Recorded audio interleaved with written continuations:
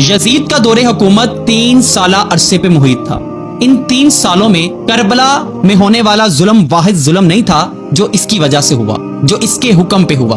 62 ہجری میں جب اسے مدینہ سے ایک بڑی بغاوت کی خبر ملی تو اس نے ایک بڑا لشکر مدینہ کی طرف روانہ کر دیا، اور اس لشکر کے سپہ سالار کو یہ ہدایت دی گئی کہ پہلے مدینہ کا گھیراؤ کرنا، پھر ان کو بات سمجھانا، اگر وہ سمجھ گئے تو ٹھیک ہے ورنہ ان پہ حملہ کر دینا، اور حملہ کرنے کے بعد جب تم ان پہ قابو حاصل کر لو نا تو پھر 3 دن مدینہ کو مباح کرنا.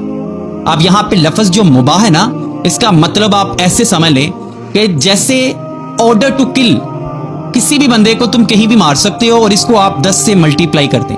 آپ لوٹ مار کر سکتے ہو، آپ آگ لگا سکتے ہو، آپ چوریاں کر سکتے ہو، بلنڈر کر سکتے ہو، ایون آپ ریپ کر سکتے ہو.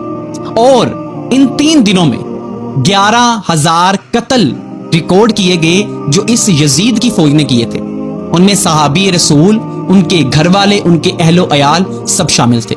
اور اس کے ساتھ ساتھ کچھ ہی مہینوں کے بعد مدینہ کی 1000 لڑکیوں نے خاوند کے بنا بچوں کو پیدا کیا. لیکن اس واقعے کے بارے میں نہ آپ کو بتایا گیا، نہ آپ نے کبھی پوچھا. اس کے کچھ ہی عرصہ کے بعد پھر اسی یزید نے بیت اللہ پہ بھی حملہ کیا، کیونکہ جیسے حضرت امام حسین نے اس کی بیعت نہیں نہ کی تھی، اسی طرح حضرت زبیر نے بھی اس کی بیعت نہیں کی تھی، اور انہوں نے مکہ میں اپنی ریاست قائم کر لی تھی. اور اس یزید نے جو لشکر مکہ پہ بھیجا، اسی لشکر کی وجہ سے اسی جنگ میں بیت اللہ کو آگ تک لگ گئی. تو ان سب باتوں کو بتانے کا مقصد یہ تھا کہ صرف اور صرف کربلا تک یزید کا ظلم رک نہیں گیا تھا. اس یزید نے نہ مکہ کو چھوڑا نہ مدینہ کو چھوڑا. تاریخ پڑھو، تاریخ چیخ چیخ کے بتاتی ہے کہ سچ میرے اندر چھپا ہے.